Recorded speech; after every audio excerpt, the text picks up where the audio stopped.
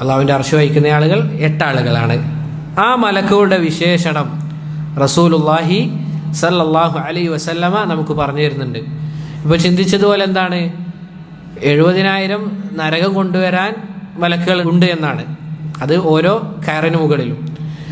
അപ്പോൾ ചിന്ത വന്നേക്കാം, നരകം കൊണ്ടുവരാൻ 70,000 ആളുകളും അള്ളാഹുവിൻ്റെ അർശ് വഹിക്കാൻ 8 ആളുകളും എന്ന് പറഞ്ഞു കഴിഞ്ഞാൽ എന്താകും, അർശ് ചെറുതാണോ എന്ന ചിന്ത വന്നേക്കാം. റസൂലുള്ളാഹി സല്ലല്ലാഹു അലൈഹി വസല്ലമ അവിടുന്ന് പറയുകയാണ്, ഉദിനലി അൻ ഉഹദ്ദിസ അൻ മലക്കിൻ മിൻ മലായികത്തില്ലാഹ് മിൻ ഹമലത്തിൽ അർശ്.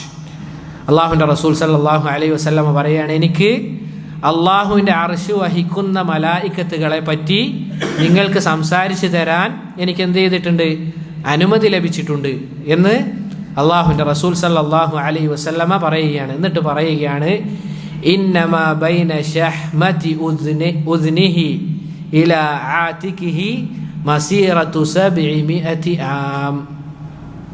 എത്രയാണ് സഹോദരങ്ങളെ?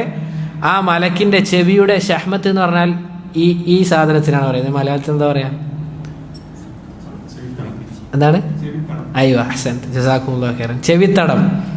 ഈ ചെവിത്തടം മുതൽ അതിൻ്റെ ഷോൾഡർ ഉണ്ടല്ലോ, തോള്, അതുവരെ 700 വർഷ വഴിദൂരമുണ്ട് എന്നാണ്. ലാ ഇലാഹ ഇല്ലല്ലാഹ്. 700 വർഷ വഴിദൂരമുണ്ട് എന്ന്.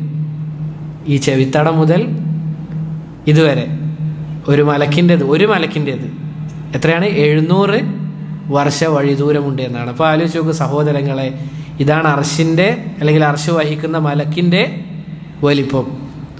അങ്ങനെയെങ്കിൽ ആലോചിച്ച് നോക്കൂ സഹോദരങ്ങളെ, എന്തായിരിക്കും അല്ലാഹു സുബ്ഹാനഹു വ തആല ലാ ഇലാഹ ഇല്ലല്ലാഹ് അല്ലാഹു അക്ബർ, അല്ലാഹു അക്ബർ എന്ന് നമ്മൾ വെറുതെ പറയുന്നതല്ല, മറിച്ച് അല്ലാഹു അക്ബർ, അവൻ തന്നെയാണ് ഏറ്റവും വലിയ